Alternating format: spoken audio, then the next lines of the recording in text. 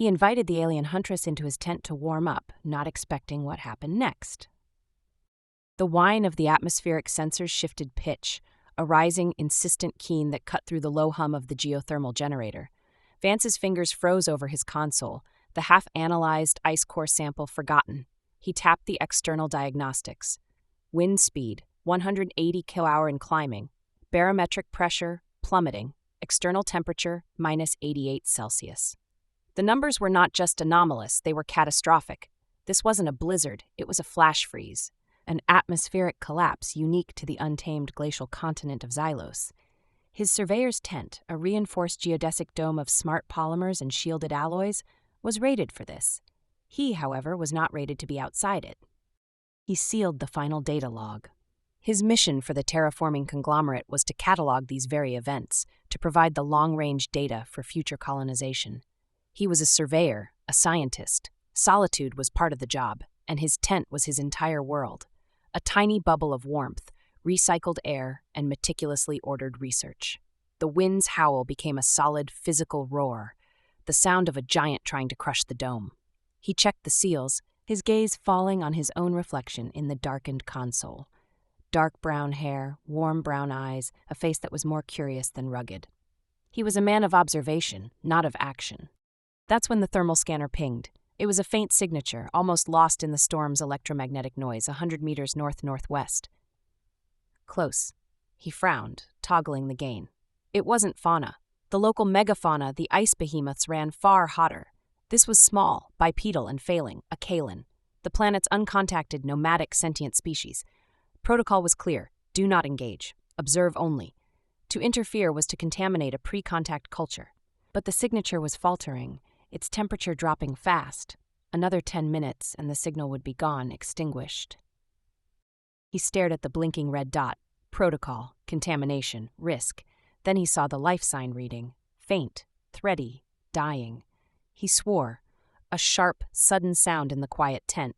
He moved, his body acting before his analytical mind could mount a proper protest. His environmental suit was on its rack, preheated. He slid into it, the seals hissing shut.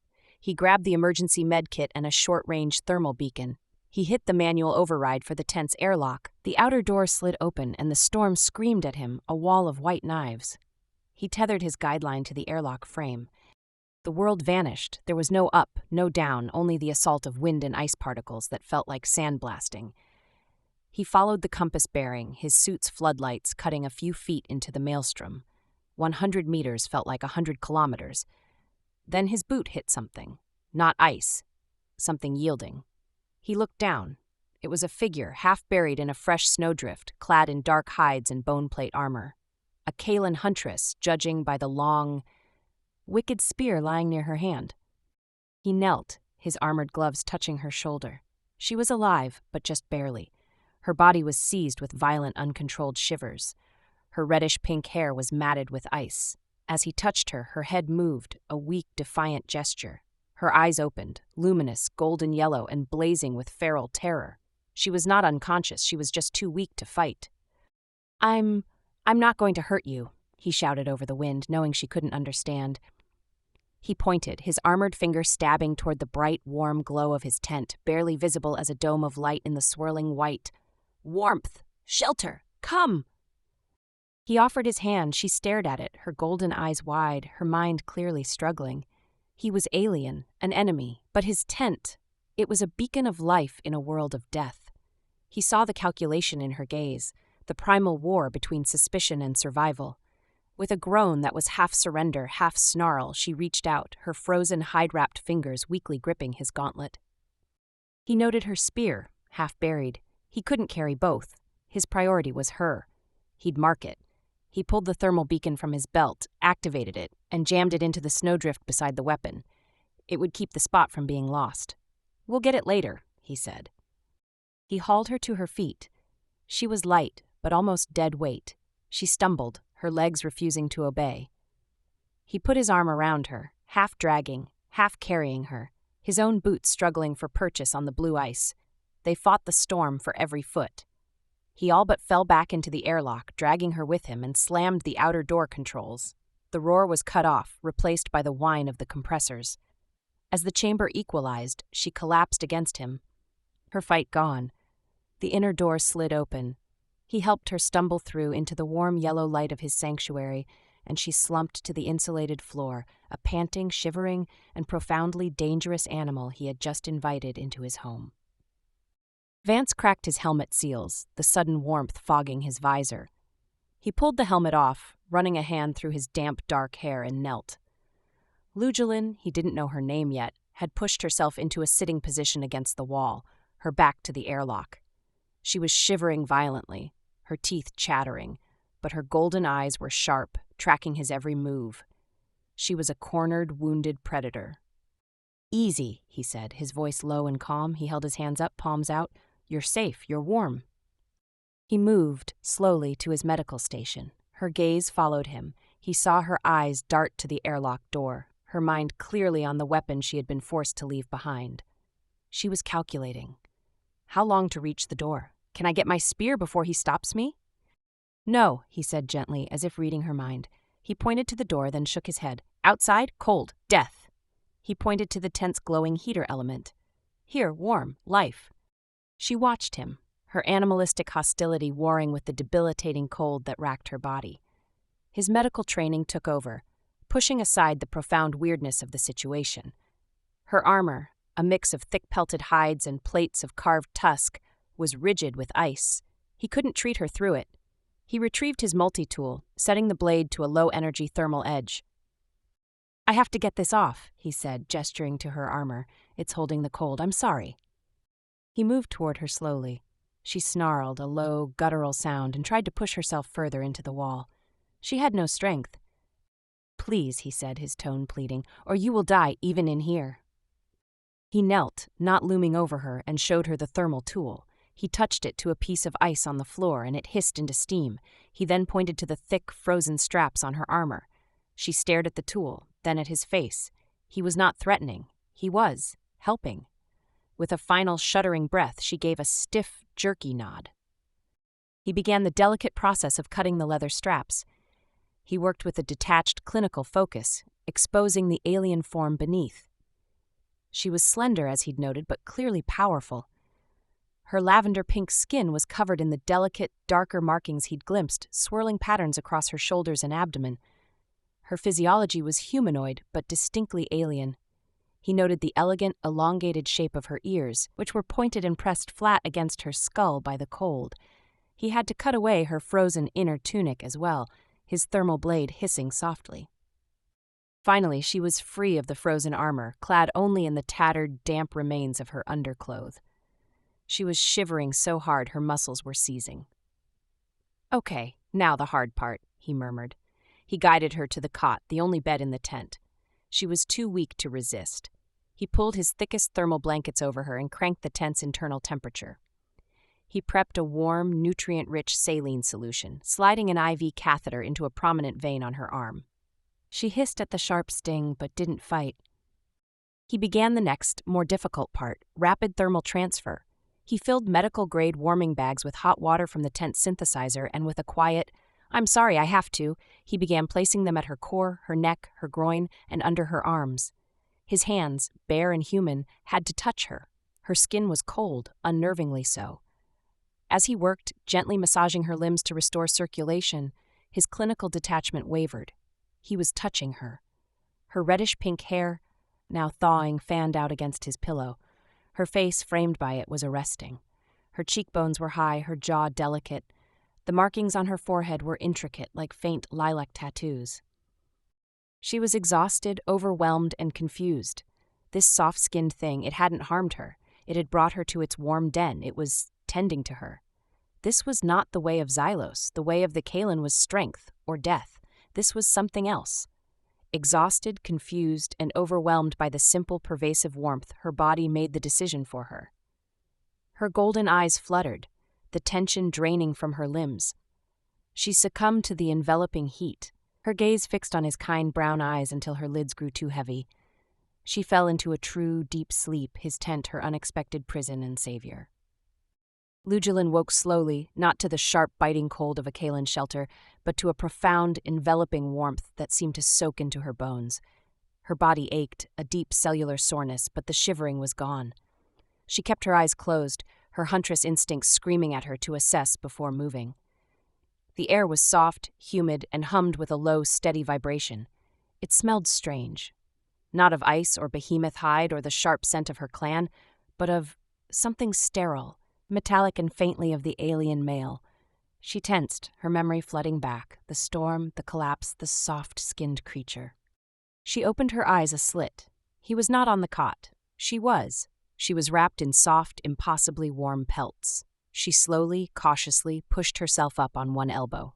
The tent was larger than she'd thought, a round space filled with glowing panels and strange, smooth-surfaced objects. The alien Vance was across the tent, his back to her, focused on one of the glowing walls. His movements were precise, economical. He tapped the wall, and it chimed softly. He was not a warrior. He had no visible weapons, no armor. His pelt was a simple dark green tunic and dark pants. He was lean, but his posture was relaxed, unthreatening. Vance sensed the shift in the air, the subtle change in breathing. He turned slowly. Their eyes met. Her golden yellow gaze was no longer feral, but sharp, intelligent, and deeply wary. He offered a small, careful smile and raised a hand. "Hello," he said, his voice quiet. "You've been asleep for almost a full day. The storm is still bad." Lujilyn watched his mouth move. The sounds were meaningless, but the tone was the same as before, gentle. He held up a small, steaming bowl. It was a thick, savory-smelling broth. He walked toward her and she tensed, her hand instinctively reaching for a knife that wasn't there. He stopped a few feet away, respecting her space. He placed the bowl on a small table near the cot, then backed away, returning to his console. It was a gesture of non-aggression. "The food is here. I will not force you."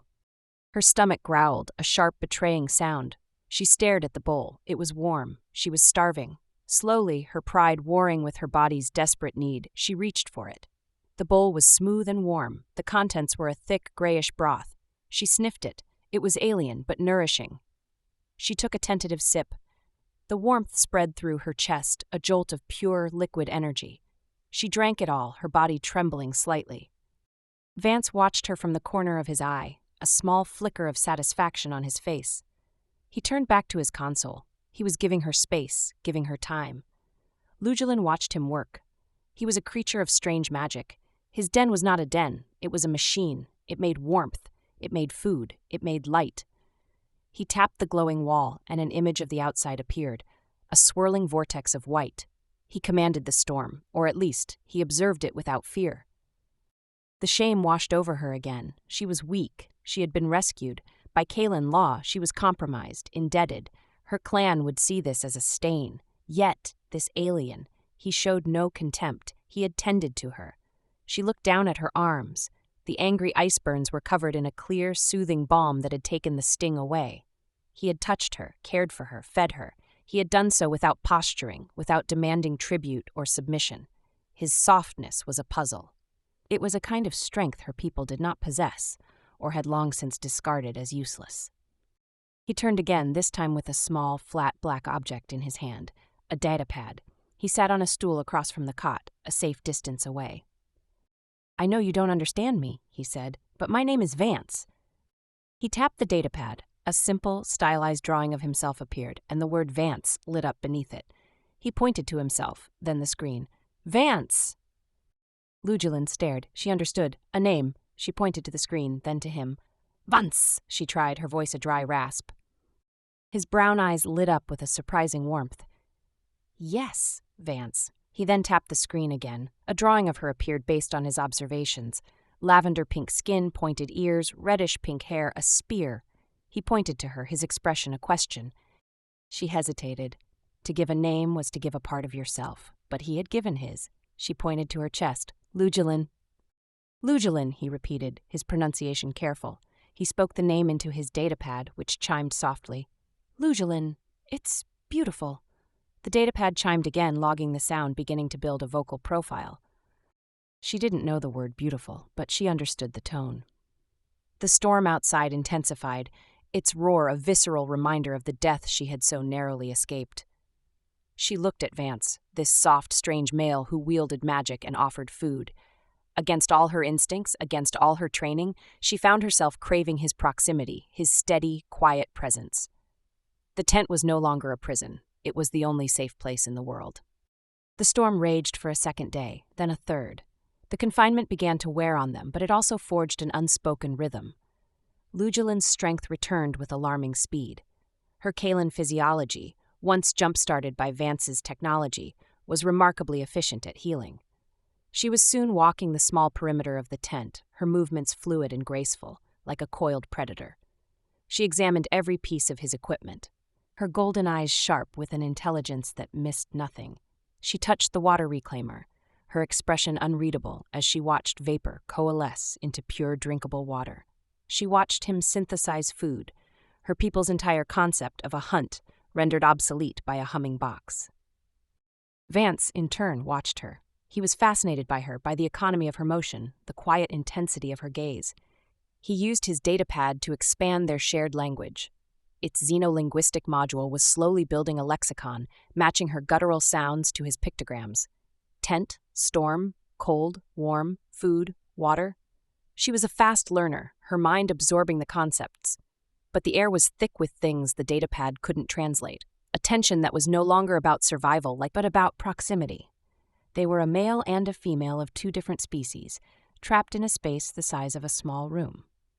On the evening of the third day, the generator's hum faltered. An alarm, low and insistent, chimed from Vance's console.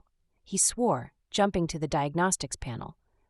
"What is it?" Lujilyn asked, using his name. "Vance." "Geothermal ice shear," he muttered, mostly to himself. "The primary intake is clogging. The generator is losing efficiency." He ran the numbers. I have to divert power. I have to shut down non-essential systems." "Non-essential," he said, turning to her, "means the main cabin heater."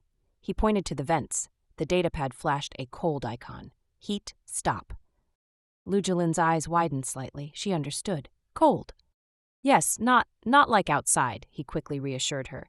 "The electronics, the life support, they all generate some warmth, but it will get cold, uncomfortable." He looked at the cot, his expression analytical, then hesitant. "The sleeping bag, the blankets, they are high efficiency. They work best with shared body heat." He pointed to himself, then to her, then to the cot. "Together, for warmth, do you understand? Warmth." She stared at him, her alien mind processing the purely logical human solution. Kalan did not share warmth in this way. Sleep was a state of vulnerability.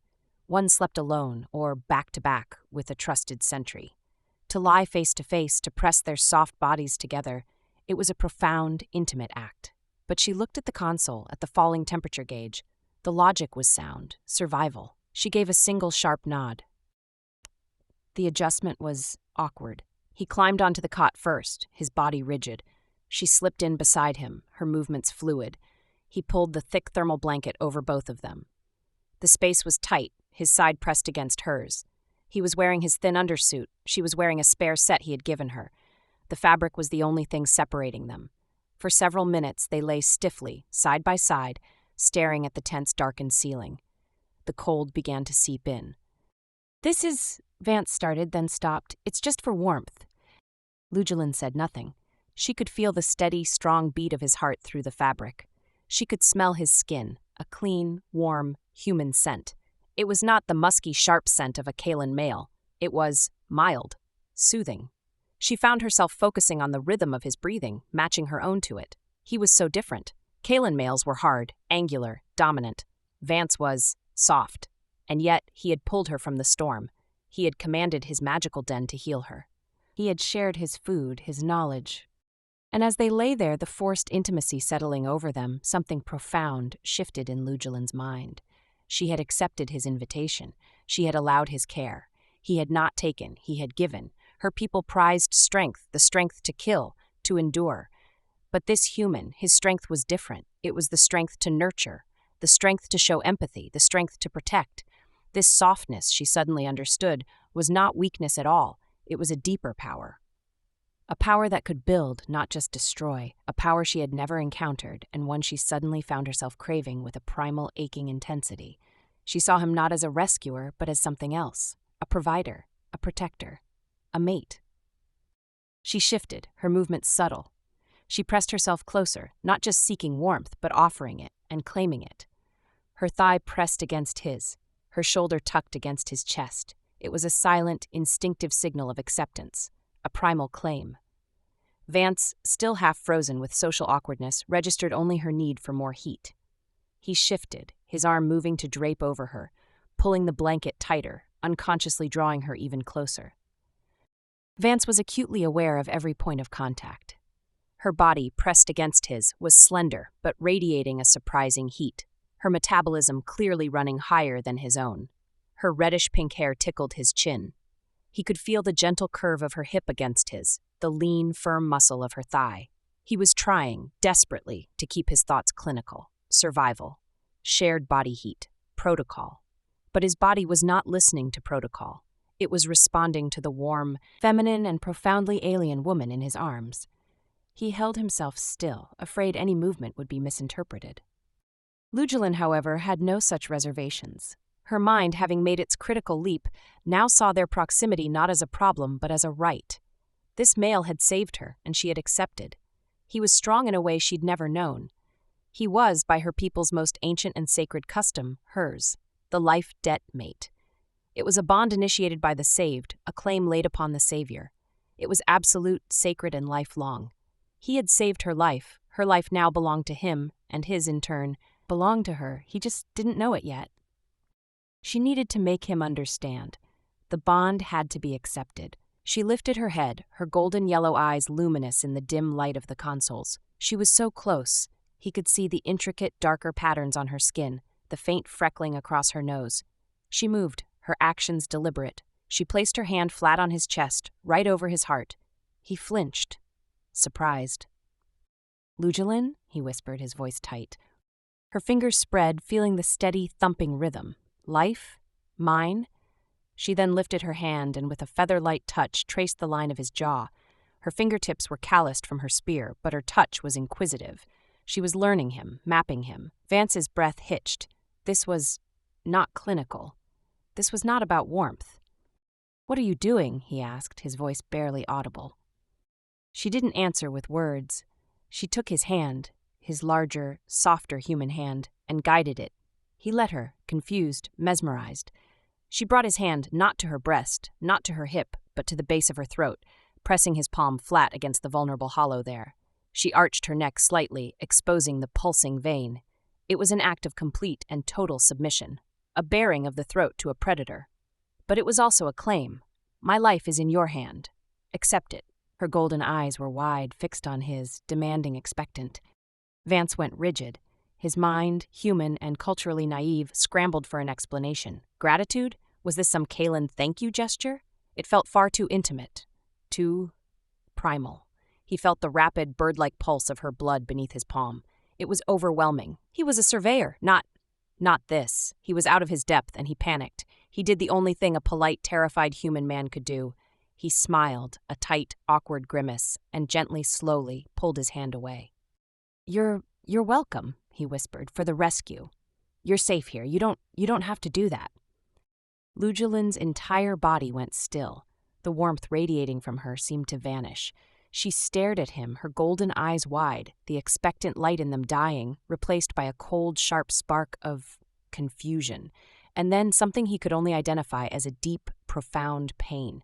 He had refused. He had saved her. She had offered him the greatest honor, her life, her bond, and he had refused it. He had pushed her away. It was an insult beyond reckoning. It was a rejection not just of her, but of the sacred bond itself. The misunderstanding hung between them, a chasm far colder than the storm outside. The charge in the air didn't dissipate, it curdled. Lujilyn ripped herself from his embrace, her movement a violent, sudden recoil. She scrambled to the far edge of the cot, her back to him, pulling a separate blanket around her shoulders. She was rigid, a statue of offense. Vance was left on his side, his arm outstretched, the warmth of her throat still tingling on his palm. The tent, which had become a sanctuary, suddenly felt small, cold, and immensely, dangerously foreign. The silence was absolute, broken only by the low hum of the generator and the muffled howl of the wind. The temperature in the tent was stable, but the air between them was arctic. Lujilyn remained with her back to him, a rigid line of rejection. Vance lay awake for hours, his mind racing. He had made a catastrophic error. He had seen the look in her eyes. It wasn't just offense, it was deep personal hurt. He had treated a sacred gesture like an awkward social gaffe. He was a xenolinguist, a surveyor trained in first contact protocols, and he had failed at the first most critical test. He had to fix it.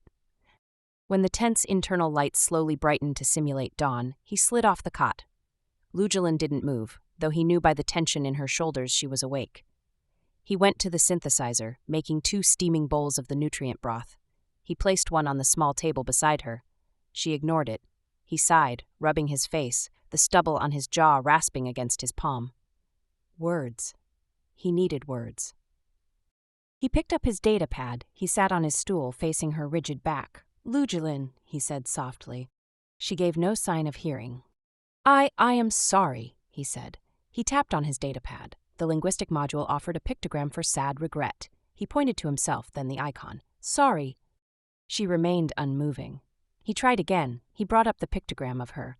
Then he mimicked her, guiding his hand to her throat. He pointed to his own head, then tapped the data pad, which chimed with a negative sound. "Vance. No. Understand." Slowly, her head turned, just enough to fix him with one cold, golden eye. She saw the genuine confusion on his face, the frustration, the effort. This, again, was so alien. A Kalan male, having given offense, would either challenge or leave. He would never, ever try to understand. He would never show this vulnerability. She sat up, her movements stiff, and turned to face him. Her face was a mask of cold pride, but her eyes were searching. She looked at the data pad. She pointed to his pictogram of Vance. Then she pointed to her own. She then used her long, slender finger to draw a perfect single circle around both of them. She tapped the circle, her expression fierce. 1. Vance stared at the screen. 1, he repeated, the word hollow. She wasn't finished. She pointed to herself. Then she made a gesture of collapsing, of dying. She pointed outside to the storm icon. Then she pointed to Vance. Then she pointed to the life icon he'd drawn. I, die, storm. You, life. I saved your life, he said, piecing it together. Yes, I know. She nodded, her eyes intense. She then repeated her first drawing. She drew the circle around his icon and her icon. 1. She pointed to the circle. Grek'vhar, she said, the word a guttural definitive sound. She tapped Vance, she tapped herself. Grek'vhar. Grek'vhar, he repeated. The datapad chimed, logging the unknown word. Concept, Grek'vhar. Assumed, bond union 1. The implication hit Vance like a physical blow. It wasn't gratitude, it was a consequence. A bond, a marriage. He had saved her, and in her culture that meant this. He had rejected not a thank you, but a proposal, a life bond. His brown eyes, wide with a dawning, terrified comprehension, met her golden ones. She was watching him, her entire being focused on his response. This was his second chance. His heart was hammering. This was insane. This was a first contact scenario gone wildly, impossibly sideways. But he looked at her fierce pride, at the vulnerability she was showing him, at the profound seriousness in her gaze. He thought of his rejection. He thought of the pain he had caused her. Slowly, deliberately, he reached out and took her hand. He didn't pull away. He didn't smile awkwardly. He just held her hand. He met her gaze and gave a single, slow, consenting nod. The storm outside roared. But inside, the fragile, dangerous ice between them finally began to crack. The shift in the tent was immediate and seismic. The heavy, cold tension evaporated, replaced by an atmosphere so thick with unspoken charge it was almost difficult to breathe. Lujilyn's hand remained linked with his, her grip strong, proprietary. The cold mask of her pride dissolved, and the intensity in her golden eyes softened, replaced by a deep, watchful curiosity. She was studying him anew, not as a strange, soft alien, but as hers. Vance's mind was still reeling, but his body was catching up. He had just in some form agreed to a Grek'vhar. The sheer magnificent absurdity of it was staggering, and yet, holding her hand, her calloused fingers interlaced with his, it felt right. It felt solid. He finally gently retrieved his hand, needing to reestablish some semblance of normalcy. You should eat, he said, his voice a little hoarse. He pointed to the bowl of broth he had brought her, which was now lukewarm. She looked at the bowl, then back at him. She gave a small nod and picked it up, but she didn't drink. She held it, her gaze fixed on him. The power dynamic had irrevocably shifted. He was no longer just her caregiver. He was something else. He needed to do something. Your burns, he said, pointing to her arms. I need to check them. It was an excuse, a return to the clinical safety of medicine. She nodded again, holding out her arm. He retrieved his medkit, his movements almost too precise. He sat on the stool, and she sat on the edge of the cot, her knees almost touching his. He took her arm, his touch deliberately professional. He cleaned the last of the old balm away. The ice burns were healing remarkably well, her lavender-pink skin already regenerating. It looks good, he said, his voice low. He applied the fresh balm. His thumb brushed against the inside of her forearm, and her skin was smooth, warm. He felt her breath hitch. His own pulse quickened. His clinical touch was no longer clinical at all. He was intensely aware of her, of the unique, faint scent of her skin, of the way her reddish-pink hair fell across her shoulder. His gaze traveled from her arm to her face. She was watching his hands, her expression unreadable. He finished, but he didn't let go of her arm. His thumb stroked the skin of her wrist, a slow, contemplative motion. Lujilyn turned her hand over, and like she had before, her fingers began to explore. She traced the veins on the back of his hand, followed the line of his forearm to his elbow, her touch inquisitive, tactile. She was a huntress. Her world was defined by touch, by texture, by feel. She pressed her fingertips into the soft muscle of his bicep, her expression a mix of wonder and possession. This soft human form, it was hers. Her exploration grew bolder. Her free hand came up, her slender fingers tracing the line of stubble on his jaw. He hadn't shaved in 3 days. Her fingertips rasped against the rough hair, and her eyes widened slightly at the new texture. She leaned in, her face just inches from his. He could feel her breath, warm and sweet, on his cheek.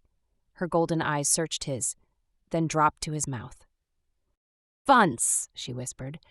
It was no longer a question but a statement, a name. "Lujilyn," he breathed. The distance was non-existent. He didn't know who moved first. It didn't matter. He leaned in, and his lips met hers. The first sensation was surprise. Her lips were softer than he'd imagined, and impossibly warm. It was a tentative, gentle kiss, a question asked in a language they both suddenly understood. And then Lujilyn answered. This was no soft human kiss. This was a Kaelin claiming her mate.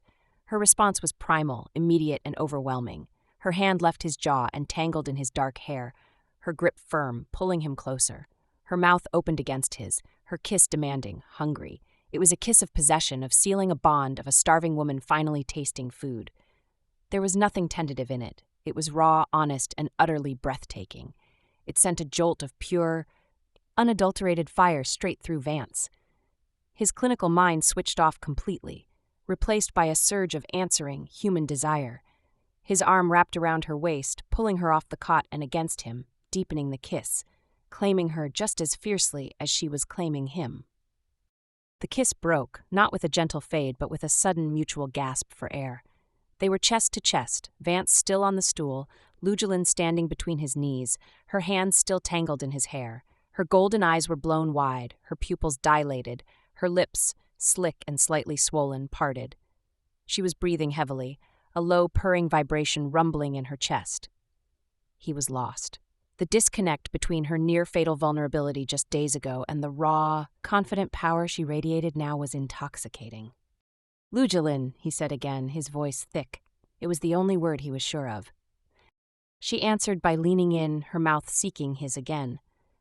But this time it wasn't a clash, it was an exploration. Her lips moved against his, her tongue slightly forked at the tip, tracing his, tasting him. It was an alien sensation that his body registered as pure, unfiltered pleasure. His hands slid from her waist, moving up her back, feeling the elegant, strong line of her spine through the thin tunic. He pulled her closer until he could feel the frantic beat of her heart against his own. She made a sound, a low, frustrated growl, and tugged at the hem of his tunic. The message was clear. Barriers. She wanted them gone. He nodded, his throat tight, and pulled the tunic over his head, tossing it aside. His chest was bare. Lujilyn's gaze was ravenous. She reached out, her fingers splayed, and pressed her palm flat against his chest. Her hand was cool against his hot skin. She marveled at the softness, the uniform texture, the matting of dark hair. She leaned in and pressed her face against his shoulder, inhaling his scent, her pointed ear brushing against his neck, sending a shiver down his spine. "This is," Vance started, but he had no words. He was a man of data, and his sensors were overloaded. His hands went to the hem of her tunic. He paused, asking permission. She nodded, her eyes fierce, and raised her arms. He peeled the garment off her, his hands brushing her ribs, the faint raised texture of her unique markings. His breath caught.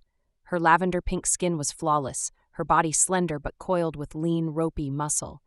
She was a predator, built for speed and power, and she was, in his eyes, the most exquisite creature he had ever seen. The delicate markings on her forehead and shoulders seemed to glow faintly in the tense low light. He stood, pulling her fully against him, skin to skin. The sensation was electric. His warm, human skin against her, which was slightly cooler but radiated a potent, thrumming energy. She was alien, she was female, she was his. The thought was primal, possessive, and it stunned him. He lowered his head, his lips finding the vulnerable, arched line of her throat, the very spot she had offered him earlier. He kissed the hollow there, and a deep, shuddering vibration ran through her. She gasped, her head falling back, her fingers clenching in his hair. He was discovering her, and she him. His mouth explored the curve of her collarbone, the slope of her shoulder. Her hands roamed his back, his arms, his chest, learning the shape and feel of him with a tactile, hunting-focused precision. She found the sensitivity of his neck, her lips brushing just under his ear, and he groaned, his knees weakening. The power dynamic was a fluid, shifting thing. She was his vulnerable rescue. He was her clumsy, soft mate. She was his possessive warrior. He was her curious, gentle explorer. He lifted her, his hands on her waist, and sat her on the edge of the cot. He knelt before her, his gaze level with hers. It was a mirror of her earlier submission, an offering of his own. He took her hand, lacing his fingers with hers, and kissed her palm, then her wrist, his eyes never leaving hers. The Grek'vhar. He finally understood. This was not a debt. It was a merging. Lujilyn pulled him up, her strength surprising him. She fell back onto the cot, pulling him down with her. The impact was soft, the blankets cushioning them. She was on her back, looking up at him, her golden eyes blazing with a trust so absolute it stole his breath. This was the bond, sealed not with words or laws, but with a profound, physical, undeniable knowing. He lowered himself, his body covering hers, their limbs tangling. The storm, which had been the catalyst for their entire world, was now just a dull, distant roar, a comforting backdrop to the quiet, intense, and earth-shattering reality of their shared warmth. The first light of morning found them tangled together, asleep, the deep, exhausted sleep of those who had crossed a profound boundary. The storm's roar had finally subsided, replaced by a near-total echoing silence. It was this lack of sound that woke Vance.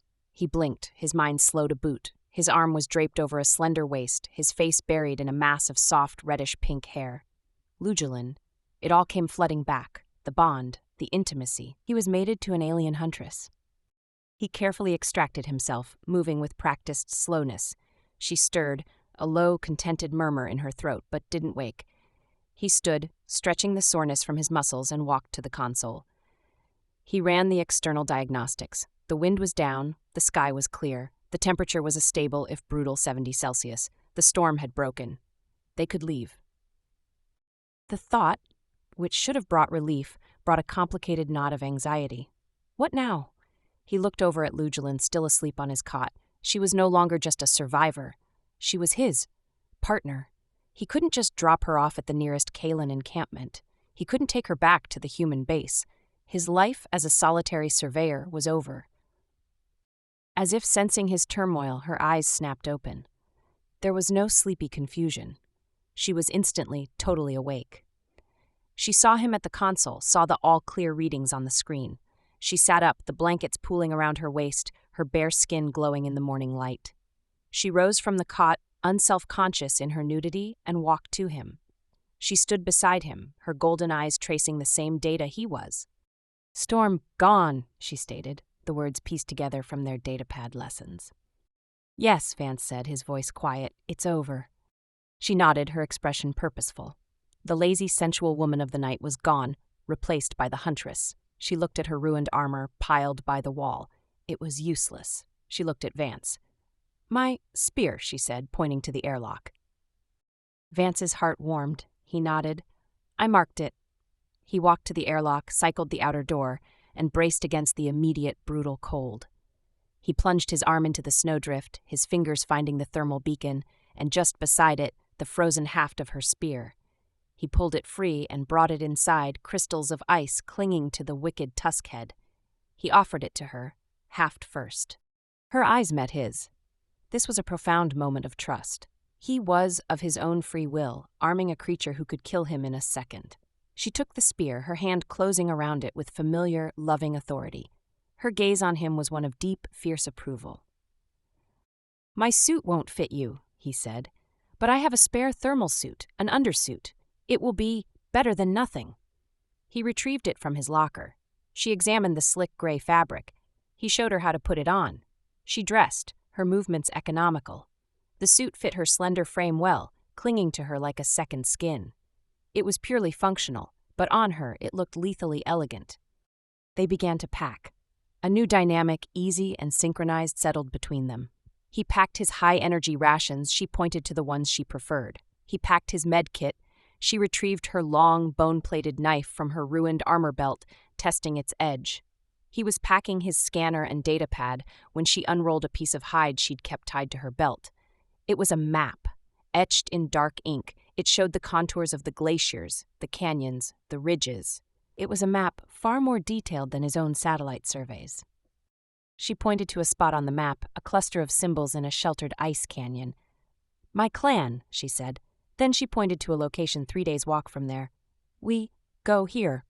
It was a series of caves noted as a major seasonal junction. "Not to your clan?" he asked. She shook her head, her expression fierce. She tapped her own chest. "Lujilyn." Then she tapped his. "Vance." She made the circle gesture again. "Grek'vhar, mate," she said the word with pride. "My clan, they see you, they see, soft." She spat the word as if it were an insult. "They challenge, they fight." "Fight me?" Vance asked, his stomach tightening. "Fight me," she corrected, her hand closing on her spear. "For you, to claim you, you are a prize, a magic worker." She shook her head. "No, we go, I show us, together." Vance looked at her, at the raw, protective intensity in her gaze. She wasn't taking him to her clan to be approved. She was protecting him from them, until she could establish her claim in a way they would understand. The unexpected part of his rescue was still unfolding, its implications growing larger by the minute. He zipped up his own oversuit, the heavier, more protective layer. He picked up his data slate. "Okay," he said, "lead the way." She gave him a sharp, approving nod. She hefted her spear, then turned to him, her face serious. She reached out, her hand tracing the line of his jaw, just as she had done before. This time, he didn't pull away. He leaned into her touch. She was his mate. He was hers. The blizzard was ending, but a new, far more complex journey was just about to begin. Vance sealed the airlock, the hiss of the compressors the last sound of his old life. He stepped out onto the ice, Lujilyn at his side. The world was a painful, brilliant white, the sky a deep, cloudless indigo. The storm had scoured the landscape, leaving behind massive, glittering snowdrifts and surreal ice formations. The air was so cold it stung his lungs, even through his suit's rebreather. Lujilyn raised her face to the sun, her eyes closed, breathing deep. She was a creature of this world, and she had been returned to it. She looked at Vance, her golden eyes bright in the glare, and offered him a small, fierce smile. She hefted her spear and set off, not with a word, but with a simple expectation that he would follow. He did. They moved across the glacial plain, a strange, mismatched pair. Vance, with his advanced insulated hardsuit and thermal boots, moved with a steady, plodding pace. Lujilyn, in only the thin thermal undersuit and a pair of his spare bootliners she had modified with rawhide strips, moved with a silence and grace that was supernatural. She was faster, lighter, her feet seeming to barely touch the snow. Their new dynamic was on full display. Vance was the tech. Lujilyn was the instinct. He used his wrist scanner to check the ice pack density, warning her away from a hidden crevasse with a hand signal. She, in turn, would stop him with a low shh, her head cocked, listening.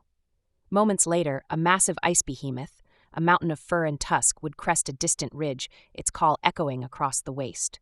She knew its path, its habits. He had the maps, she had the territory. They made camp the first night in the lee of a massive ice spire. Vance erected a minimalist survival shelter, a simple thermal reflective sheet. Lujilyn, however, showed him how to cut snow bricks with her knife, building a proper windbreak that was far more effective. He offered her a synthesized ration bar. She declined, and with a movement too fast to track, her hand darted into a snowdrift, emerging with a crystal shrew, a small furry rodent. She killed it, cleaned it, and offered him half. He, in turn, used his high-energy utility torch to light a small, smokeless fuel cell fire to cook it. They were a seamless blend of human ingenuity and Kaylin survival. On the third day, they reached the ridge overlooking the canyon she had pointed to on her map. Below, in a massive, sheltered cavern system, was the Kaylin encampment. It was a sprawling, nomadic city of tents made from behemoth hides, smoke rising from dozens of fires. Warriors, tall and clad in dark armor, moved through the camp, their spears like a forest of black poles. Lujilyn stopped, her body going tense. Vance stood beside her, his hand resting on the data slate at his belt. "Your clan," he said quietly. "Yes," she said. They watched for a long moment. Then a Kaylin hunting party emerged from a side canyon. 5 of them. They were massive, far larger than Lujilyn, their forms bulky with armor. They spotted the 2 figures on the ridge. A shout went up. The hunters began to move toward them, a fast, loping run. Vance's heart hammered. "Lujilyn?" She turned, not to run, but to face him.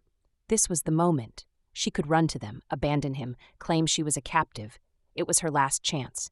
Her golden eyes searched his, a silent, profound question. He had shown her his strength, the strength of care, of intellect, of warmth. Now she would show him hers. She stepped in front of him, a protective stance. But then she seemed to reconsider. She stepped back, to stand beside him. She was not his owner, nor he hers. They were one. She reached out, and in a gesture of profound public declaration, she took his bare, ungloved hand in her own. The Kaylin hunters stopped at the base of the ridge, 100 yards away. They stared, their spears raised, confused by the sight. A Kaylin huntress, unbound, holding the hand of a soft-skinned alien. Vance, his heart in his throat, did not hide behind her. He anticipated her need. He unclipped his datapad. He held it up, not as a weapon, but as a tool. He activated the external projector, casting a simple, clear image onto the snow in front of them. The pictogram of Vance and the pictogram of Lujilyn, with a single glowing circle drawn around them both. And above it, the one word he had learned: Grek'vhar. Lujilyn saw the image. She saw her hunters. She looked at Vance, at his calm, steady hand on his magic slate, and a slow, triumphant smile spread across her face. He understood. He was not a cowering prize. He was a mate. He was her mate. Together, hand in hand, a human surveyor and an alien huntress, they began the slow walk down the ridge toward the astonished warriors of the Kaylin clan. The blizzard had ended. The rescue was complete. But the real story, the story of the human who had changed a warrior's world not with a weapon, but with a warm tent and a gentle hand, was just beginning. 6 Xylos months after the Great Storm, the den was no longer a small polymer dome. It was now the heart of the Kaylin encampment, a large, reinforced, semi-permanent structure of taut behemoth hide stretched over a frame of alloy beams, salvaged from Vance's original surveyor drop. Inside it was warm. Not just warm, but comfortable. The low, steady hum of the geothermal generator, now triple-boosted with Kaylin ingenuity, powered a series of heated pipes that Vance had designed, circulating hot fluid beneath the packed earth floors. His magic had spread. Vance sat at his console, his back to the fur-lined entrance. The console was no longer a solitary research station. It was the nerve center of the clan's weather tracking system. He was cross-referencing atmospheric pressure data with Kaylin migratory charts, building a predictive algorithm that was already saving hunter parties weeks of fruitless travel. He wore Kaylin tanned hides over his human thermal wear, a perfect blend of 2 worlds. The hide flap was pushed aside and Lujilyn entered. She was clad in her dark, functional hunting armor, her spear in hand, her reddish-pink hair braided back. A spray of dark behemoth blood was splattered across her cheek. She said nothing, but walked straight to him, leaned down and kissed him, a deep, possessive kiss that tasted of cold air, salt, and her. Successful, he murmured against her lips, his hands finding her waist. He was old but strong, she replied, her voice a low purr. She pulled back, her golden eyes tracing his face, her gaze lingering on the faint, healed scar at his temple from a near miss with a falling icicle 2 months prior. Your storm map was correct. He was exactly where you said. The council is pleased. I'm glad, Vance smiled. I'm running a new diagnostic. I think I can tap a deeper geothermal vent, enough to heat the entire nursery cave. Lujilyn's eyes softened, a look reserved only for him. This was his softness, his constant, baffling, and overwhelming need to nurture, to protect. It had taken her months to understand it wasn't a weakness, but the most aggressive, formidable strength she had ever encountered. The first days had been a trial. The Kaelin hunters, led by a massive, scarred warrior named Kale, a name he learned meant first, had surrounded them. They had not seen a mate, but a prize, a magic worker who could be taken. Kale had challenged Lujilyn not for her life but for her claim. Vance had watched, his heart in his throat, as Lujilyn accepted. It was not a fight to the death, but a brutal, ritualistic combat of dominance. Lujilyn was faster, smarter. She had used her spear not just to wound, but to humiliate, disarming Kale and placing her blade at his throat, forcing his submission. Vance had belonged to her. Then came Vance's own trial. They saw him as a tool. He proved he was a partner. When a second, smaller storm had descended, he had used his generator and tent to save 3 of the clan's elders from the freeze. He had shared his magic, showing them how to insulate their own dwellings, how to synthesize nutrient pastes, how to read his scanners. He had not hoarded his power. He had given it. The true turning point had been the arrival of the Magellan, the conglomerate-class ship that had come searching for their lost surveyor. Administrator Thorne had emerged in his pristine hardsuit, flanked by security, expecting to negotiate Vance's release from hostile primitives. He had found Vance instead standing at the entrance to the main cave, flanked by 20 of the Kaelin's most elite hunters, his Grek'vhar mate, Lujilyn, at his side, her spear tip resting casually on the ice. Vance had become the single most powerful human on Xylos. He was not a captive, he was an ambassador. Thorne sent another message, Vance said, turning back to his console and pulling up the communique. The conglomerate agrees to the new territorial boundaries. They won't survey within 50 kilometers of the Great Ice Canyon. And they've approved the shipment. Lujilyn's eyes lit up. The medicine? All of it, Vance said. Atmospheric stabilizers, the expanded med bay, and the industrial-grade water purifiers. Good, she nodded, stripping off her armor, her lean, powerful body moving with easy grace in the warm air. The water weavers will be pleased. She came up behind him, her arms wrapping around his chest, her chin resting on his shoulder. She watched the complex data scroll across his screen, her mind, once focused only on the hunt, now absorbing the abstract language of his science. He, in turn, had learned to read the sky, to feel the shift in the wind's song, to track a behemoth by the tremor in the ice. She turned his head, her slender, calloused fingers tracing the line of his jaw. It was the same gesture she had used in the tent, the one he had so catastrophically misunderstood. Now it was their most intimate hello, a silent reaffirmation. Vance, she whispered, her Kaelin accent still thick, but the name now a soft private thing. Lujilyn, he answered, covering her hand with his. He had invited her into his tent to warm up, expecting nothing. He had not expected to find a new species, a new life, a new purpose. He had not expected to rewrite the future of a planet, to bridge the gulf between 2 stars. He had not expected that in saving her, he was in fact saving himself. He turned, pulling her into his lap, his softness meeting her hardness, and in the warm, magic-filled heart of the Kaelin encampment, they were, as she had declared from the very beginning, perfectly and completely one.